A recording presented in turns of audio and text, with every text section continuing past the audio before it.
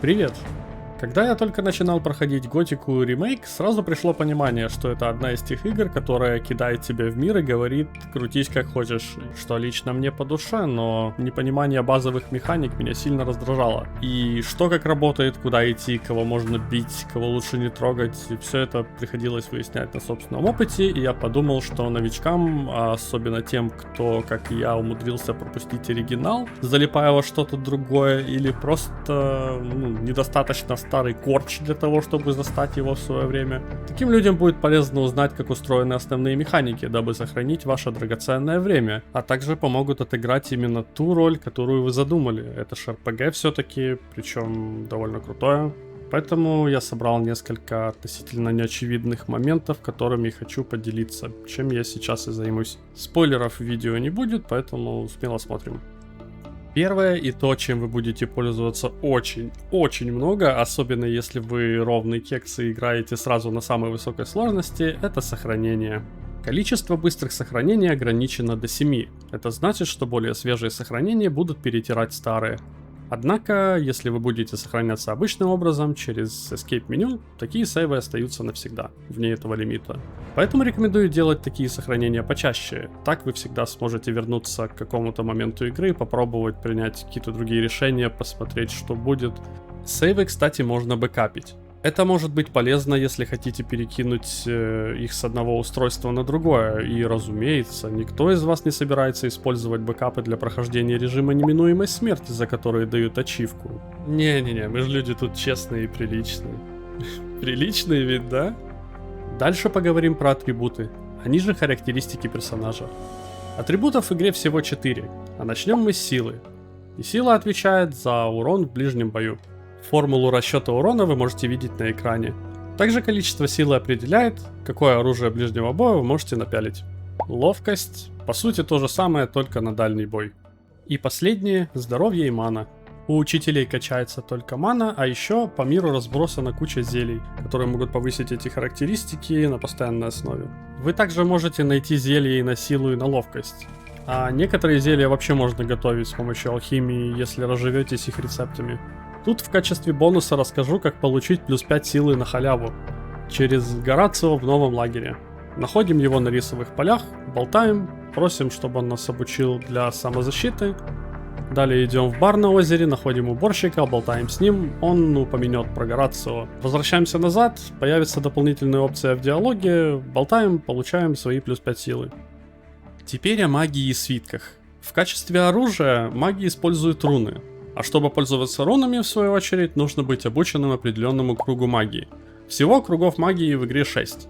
Обучение каждому кругу увеличивает урон от заклинания, а также открывает возможность использовать новые руны. Еще в игре есть свитки, которые может использовать кто угодно, даже без знания кругов магии. Однако они одноразовые, один свиток на одно использование. Теперь о том, как скейлится урон в зависимости от круга магии. Вот, к примеру, как это происходит для заклинания «Ледяная глыба». С 3 по 4 круг разницы в уроне нет, но на 5 и 6 кругах разница есть. Еще некоторым заклинаниям по мере изучения кругов магии добавляется так называемая зарядка. Чем дольше заряжаешь заклинание, тем выше урон и больше расход маны. Далее кратко расскажу про боевую систему. В ближнем бою есть 4 варианта удара, которые с развитием навыков можно будет комбинировать в разном порядке. Также есть парирование, отшаг, перекат и блокирование. Для дальнего боя можно использовать луки, арбалеты или магию. Луки и арбалеты по мере обучения просто будут быстрее натягиваться и сводиться. Теперь поговорим про перекат. Супер полезная вещь, еще и забагованная до невозможности. В этом видео я не имею прав прохода, даже во внутренний двор попадаю в замок, и никто меня не преследует.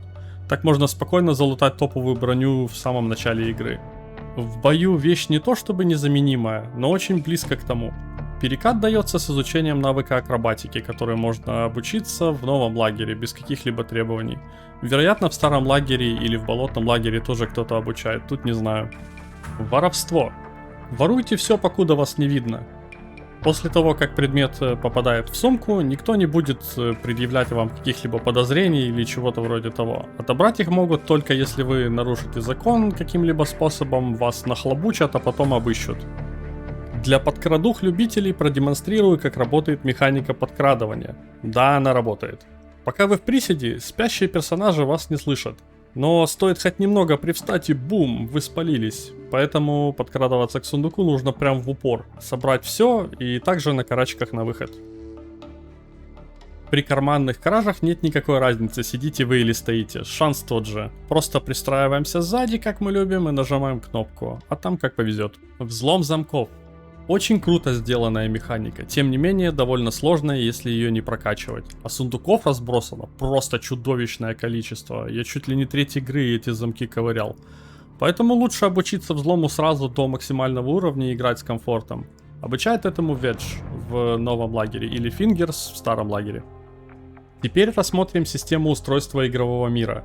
Мир условно открытый, но сюжетная прогрессия завязана на определенные моменты и квесты, а сама игра разбита на главы. К примеру, решение о выборе лагеря рано или поздно вам необходимо будет принять для перехода на новую главу. Но от тебя этого никто не требует вот прям сейчас. Бегай себе спокойно почти по всей карте, занимайся своими делами, если хочешь.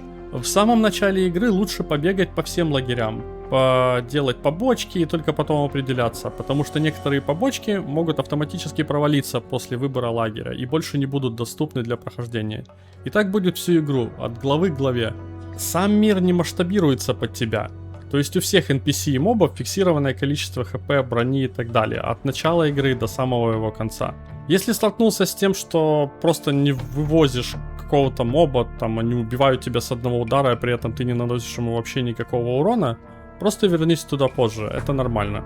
Сопровождение. Пока вас кто-то сопровождает, весь опыт за убийство мобов вашим спутником ваш, вы можете вообще их не трогать. Начальные квесты по сопровождению в новые болотные лагеря приносят много опыта на пустом месте. Заодно и побочки можно пособирать, очень поможет в самом начале игры. В старом лагере сидят оба NPC. Первый идол, который может проводить в болотный лагерь, и второй квест через Мордрага. Он проводит в новый лагерь. Если сделать и то, и другое, то пара уровней вам обеспечена. Даже на самой высокой сложности игры и с самой низкой прогрессией по опыту. Далее механика сна. Кнопки «Подождать» в игре нет.